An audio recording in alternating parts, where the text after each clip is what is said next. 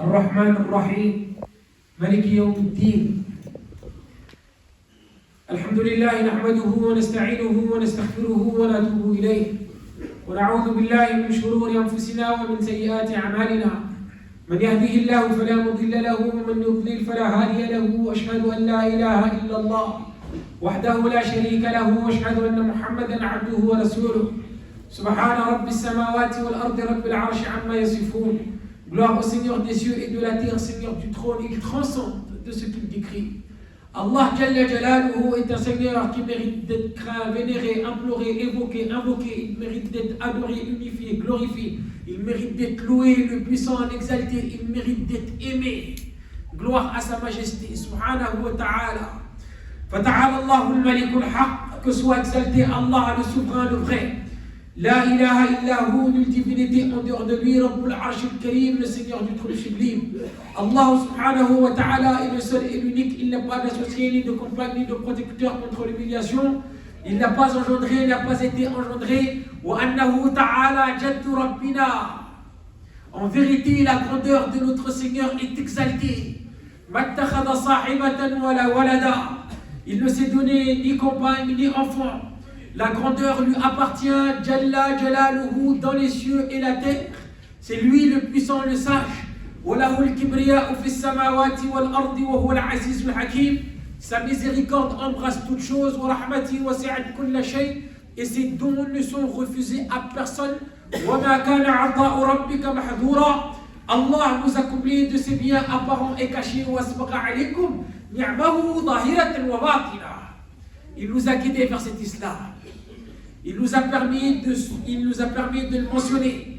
Il nous a permis de s'incliner devant lui et de se prosterner. Il passe sur beaucoup de nos méfaits. Il efface et pardonne nos péchés. Il nous guide quand nous sommes égarés. Il nous a créés, il nous répond également quand nous sommes angoissés. Il nous a créés à la perfection. Il nous a parfaitement façonnés. Il nous permet de respirer, de voir, d'observer, de parler, d'entendre, d'échanger, de dialoguer, de boire, de manger, de goûter, de digérer, de bouger, de marcher, de se déplacer. Il nous permet de réfléchir, de penser, de comprendre et de raisonner. Il nous a donné la vie et il nous a permis d'exister. وَمَا بِكُم مِّن نِّعْمَةٍ فَمِنَ اللَّهِ ثُمَّ إِذَا مَسَّكُمُ الضُّرُّ فَإِلَيْهِ تَجْأَرُونَ. Tout ce que vous possédez comme bien provient d'Allah. ثُمَّ إِذَا مَسَّكُمُ الضُّرُّ. Puis quand le malheur vous touche, c'est lui que vous implorez à haute voix. Allah tabaraka wa ta'ala, de par sa grâce et sa miséricorde et en guise de récompense, nous augmentera en bienfaits si nous sommes reconnaissants envers lui à travers les biens qu'il nous a accordés. La reconnaissance additionnée à la bonne mise en pratique de la foi que nous possédons est une protection, se solde toujours par une protection de la punition et du châtiment d'Allah. ما يفعل الله بعذابكم إن شكرتم وآمنتم وكان الله شاكرا عليما. Pourquoi Allah va-t-il vous infliger un châtiment? In shakartum, si vous êtes reconnaissant et croyant. Certes, Allah est reconnaissant et omniscient. Allah est reconnaissant envers son serviteur lorsque son serviteur fait preuve de servitude. Allah est reconnaissant envers son serviteur lorsque son serviteur accomplit ce qu'il lui a obligé de faire. Lorsque le serviteur agit en bien, Allah reconnaît son acte, car Allah, il est shakour, il est reconnaissant, et il le récompense d'une manière qui est digne de sa majesté, à lui subhanahu wa ta'ala. Une bonne action, une bonne hasana, mais Allah n'est pas digne de rétribuer son serviteur par une seule récompense. Il va la doubler en 10, et il va doubler ce 10 en 700. Et ce 700, il va le multiplier, le doubler. Il a masha'Allah. Parce qu'Allah, il est digne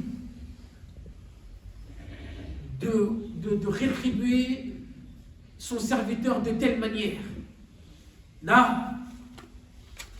Et si jamais nous sommes ingrats, et l'ingratitude envers Allah se solde toujours par la privatisation, le retrait ou la réduction des biens qui nous ont été donnés, وضرب الله مثلا قرية كانت آمنة مطمئنة يأتيها رزقها رغدا من كل مكان فكفرت بنعم الله فأذاقها الله لباس الجوع والخوف بما كانوا يصنعون. Et Allah propose en parabole une ville, elle était en sécurité, tranquille, sa part de subsistance, sa part de nourriture lui venait de partout.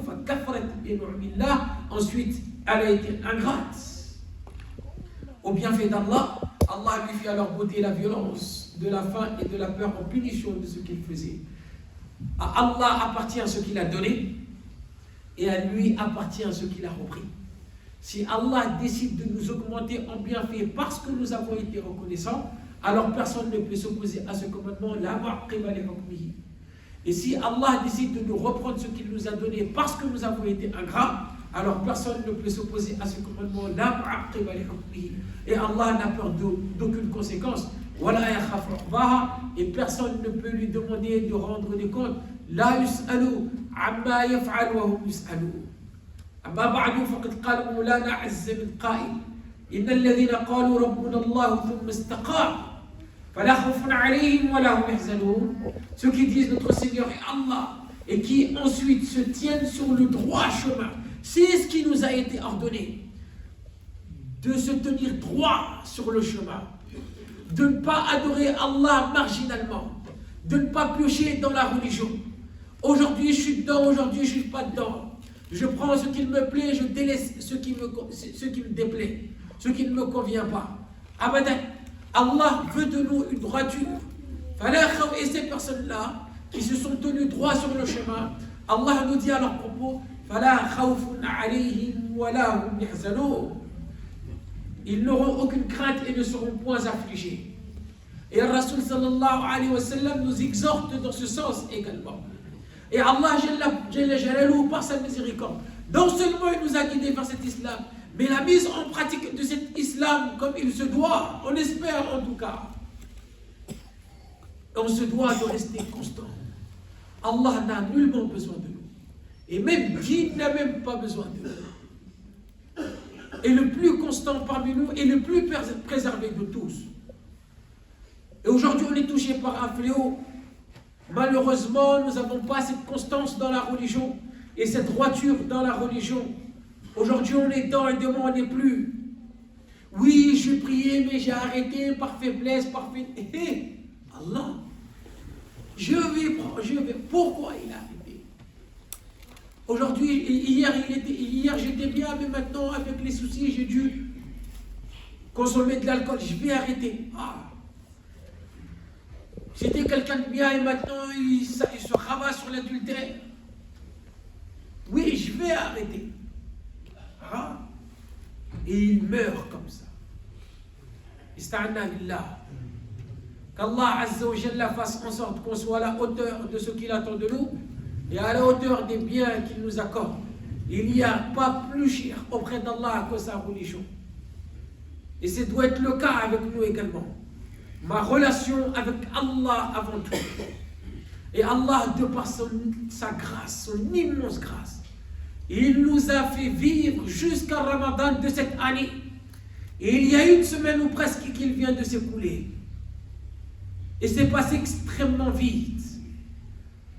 Certaines personnes, certains de ceux que nous connaissons n'ont pas eu cette occasion, ni cette opportunité. Qu'est-ce que le Ramadan signifie auprès d'Allah? Quelle est la place que le Ramadan occupe auprès d'Allah? Et qu'est-ce que ça veut dire le fait de vivre une journée de Ramadan? Il y en a aujourd'hui sous terre, ils estiment, ils veulent cette opportunité. Ils ne peuvent pas. Parce que le timing qui leur a été donné est fini. Nous, on est là, on est présent, on vit encore. Et on peut.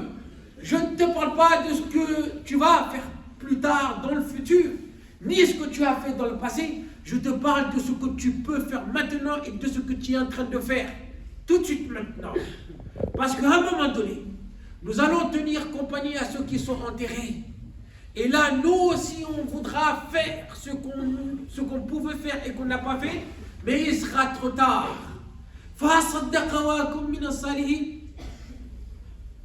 C'est désolant de se trouver dans une situation où tu seras obligé de dire cela. Aujourd'hui, on peut, on le fait. En Allah pour Allah. Ista'anna billah. Celui dont Allah tabaraka wa ta'ala, de par le Ramadan, il nous enseigne, il nous éduque. Et un de ces enseignements, c'est nous sommes capables. Allah nous prouve à nous-mêmes qu'on est capable de respecter les prières obligatoires. Nous sommes capables de les faire là où elles se font appeler. Nous sommes capables de faire les prières surrogatoires. Nous sommes capables de jeûner pour Allah en Allah. Nous sommes capables de donner en Allah pour Allah. Nous sommes capables de s'entraider en Allah pour Allah. Nous sommes capables de nous soutenir en Allah pour Allah. Nous sommes capables de faire preuve de largesse. Nous sommes capables de patienter. Nous sommes capables de pardonner. Nous sommes capables d'absolver. Nous sommes capables de faire le bien autour de nous. Nous sommes capables de créer des ambiances dignes dans nos foyers, dans nos quartiers et aussi dans nos mosquées. Nous sommes capables de modeler notre quotidien afin qu'il concorde avec les commandements d'Allah. Nous sommes capables, nous pouvons, nous sommes capables de nous surpasser. Nous sommes capables de supporter en Allah pour Allah. Et ça se passe. Et si nous avons la capacité pendant le Ramadan, ça veut dire que nous avons aussi ces mêmes capacités en dehors du Ramadan. Reste à voir si nous voulons. Là, il y a cette ambiance que Allah Azza wa Jalla nous fait vivre pendant le Ramadan, et il y a ce que nous faisons dans cette ambiance-là. Ça ne va pas venir comme ça, tout seul. Il faut aller à la quête de ce que nous recherchons. Et si on veut ce qu'il y a auprès d'Allah, alors on va faire le nécessaire pour que Allah nous l'accorde. لا ينهل ما عند الله إلا بالتدهية. هذه القاعدة. La grande récompense qui se trouve auprès d'Allah, la satisfaction et la miséricorde et les grâces qui se trouvent auprès d'Allah ne peut être obtenue que par les sacrifices que nous faisons en lui pour lui. وما عند الله خير وأبقى. Donc, je m'assois et j'attends que ça vienne. Abadan, il faut que je me lève et que je vais à la quête de cela. ومن أراد الآخرة وسعى لها سعيها وهو مؤمن فأولئك كان سعيهم مشكورا. Allah nous dit, et ceux qui cherchent l'au-delà et fournissent les efforts qui y mettent, tout en étant croyants, alors l'effort de cela sera reconnu. وَالَّذِينَ اهْتَدَوْا زَادَهُمْ هُدًى وَآتَاهُمْ تَقْوَاهُمْ.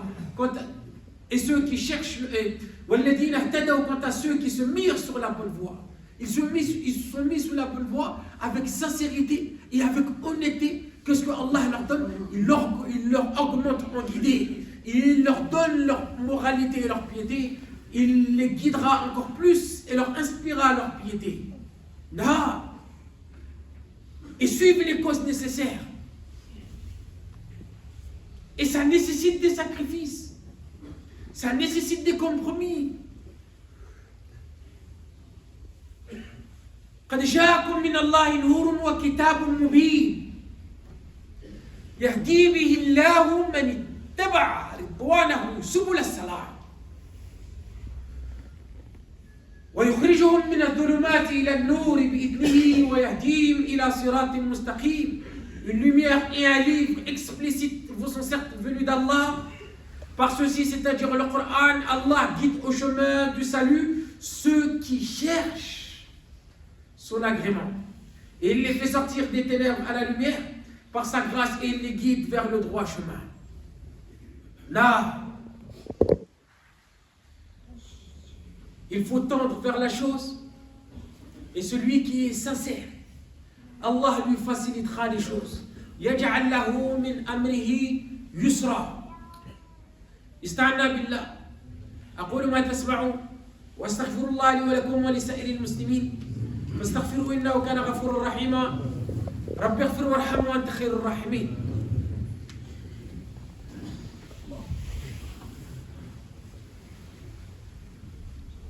الحمد لله رب العالمين وصلى الله على أشرف الأنبياء والمرسلين وعلى آله وصحبه أجمعين ومن تبعهم بإحسان إلى يوم الدين.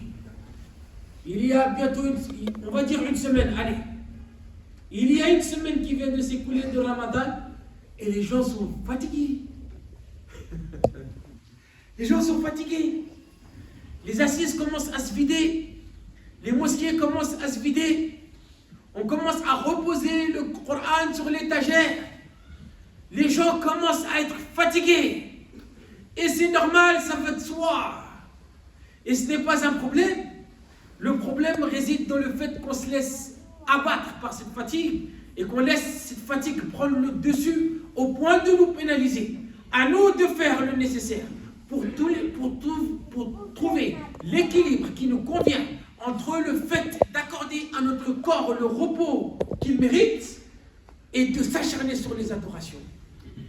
Une occasion comme le Ramadan se présente une seule fois dans l'année et peut-être qu'elle ne se présente une seule fois dans une vie.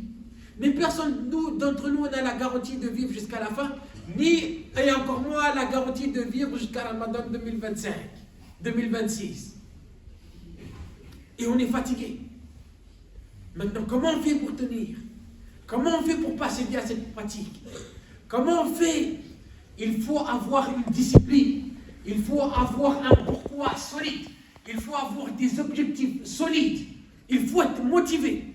Que chacun d'entre nous check sa propre personne et trouve cet élément qui va le motiver à continuer malgré sa fatigue, qui va continuer à être constant malgré sa fatigue. Non, malgré l'envie de tout arrêter. Cet élément qui va le motiver à aller de l'avant. Il ne faut pas baisser les bras maintenant. On n'est qu'à une semaine de Ramadan. Il y reste encore combien de jours? Et plus on avance, plus la fatigue va s'accumuler. Maintenant, comment on fait? Qu'est-ce qu'on recherche en réalité?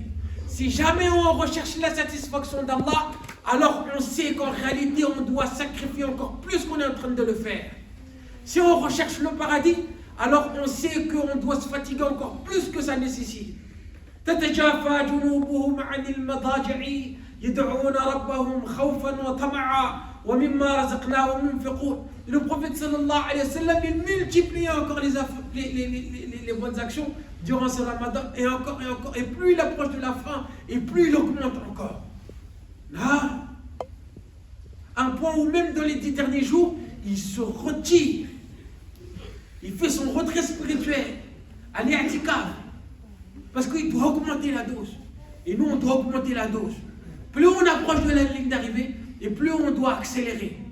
Mais si nous, dès le départ, on est KO, par terre, et on n'a pas ce qu'il faut dans le cœur pour nous relever, la ilaha illallah, on est vivant pendant Ramadan. Qu'est-ce que ça implique? Les maradatou shayatin, ils sont attachés. Les démons parmi les diables, ils sont attachés. Mais nos nafs sont encore en nous. Et elles, si elles ne sont pas éduquées, ça veut dire qu'elles nous incitent au mal. Elles nous incitent à la paresse. Elles nous incitent à baisser les bras. Parce que dans l'adoration d'Allah, il y a l'éducation de nos âmes. Et l'âme n'aime pas être éduquée. Elle n'aime pas être bousculée. Elle n'aime pas être brusquée. On doit l'éduquer. Par le jeûne, on doit l'éduquer. Par la prière, on doit l'éduquer. Par le tarawih, on doit l'éduquer. Par les dua, on doit l'éduquer. Par le pardon, on doit l'éduquer. Par l'évocation d'Allah, on doit l'éduquer également par le fait d'être au service des gens, au service de la Ummah. Là, moi je suis assis, je ne fais rien. Les gens travaillent pour moi et moi je ne fais rien. Lève-toi, va laver les toilettes. Ton âme, ton nafs sera éduqué. Là, ista'anna billah. Pour finir, il y a une entraide phénoménale et merveilleuse chez les musulmans à l'arrivée du Ramadan. Qu'est Ajib Khalid? Tu t'assois et tu te dis, mais ils étaient où ces musulmans avant le Ramadan? Et pourquoi que ça se déclenche comme maintenant? Ceux qui sont pauvres maintenant et ceux qui sont dans le besoin, en général, ils l'étaient avant le Ramadan. Une grande partie d'eux aussi le seront après le Ramadan. Mais c'est bien que ça s'est déclenché. Mais qu'est-ce que c'est censé nous apprendre? Est-ce qu'on doit limiter cette entraide et ce soutien qu'à une période de l'année? Ou on doit continuer? Même si ce n'est pas avec la même force ni avec la même énergie, on doit continuer. C'est beau ce qui se passe. Et c'est très bien. Donc, essayons de rester constants. Et les mosquées, les associations, même les jeunes de le quartier, Allahu Akbar min kulli kabir. C'est une bonne chose. Combien de khair Allah il va nous donner, il va nous donner avec cette entraide.